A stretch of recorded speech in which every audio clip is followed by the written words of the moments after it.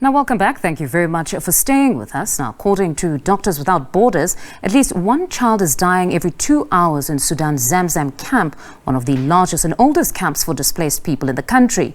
Last year, a simmering rivalry between the paramilitary rapid support forces and the Sudanese army erupted into an all-out war. The fighting has caused about 10.7 million people to flee their homes, while 17.7 million are now facing acute hunger. To discuss this further, we're now joined by Abdalla Hussein. He's MSF Operations Manager. Abdalla, good afternoon and thank you very much for your time. Good afternoon. No, it's a pleasure to have you with us. A child dying every 2 hours is beyond horrific. Perhaps paint us a picture of the situation currently. Thank you for inviting me. The situation in Sudan is quite dire, especially in the camp of Zamzam.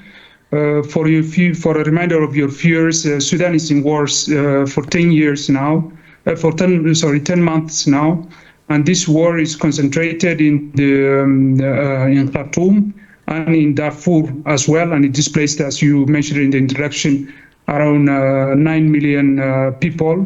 Many of them fled to the neighboring countries. But for those who remained, like is the case in Zamzam camp, the situation is quite dire. Our teams did an assessment of nutrition in the camp early January.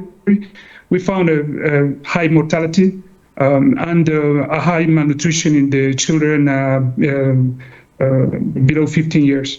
Mm-hmm. And how difficult is it for humanitarian aid to come to the camp? But it's quite difficult. Most of the humanitarian organizations left North Darfur, where Zamzam camp is located, the town of Al-Fashir, in April last year. And since then, the humanitarian organizations were not able to come back in the scale of assistance that they were doing at that time. Mm-hmm. And what is urgently needed in the form of humanitarian aid at this point? Well, at this moment, MSF, we're trying to scale up the assistance to the population, but it's not adequate. So we're calling for a massive mobilization of humanitarian assistance to the Zamzam camp, to North Darfur, and this means especially food because of the malnutrition situation. We saw that there's 1/4 of the children that we assessed in early January are malnourished, and 7% of them have acute malnutrition, and this is very urgent in terms of setting up treatment clinics, in terms of distribution of food for the population. And the second thing that has to happen is that the humanitarian organizations should be granted access to the population of this area. Mm-hmm. And this can be done by opening, Apologies for interjecting there, but how possible is it for certain families to move out of Sudan, or are even some of them willing to take that option? Well, for those populations that were living on the border areas, so they have fled to the neighboring countries, to South Sudan, to Chad, to Egypt.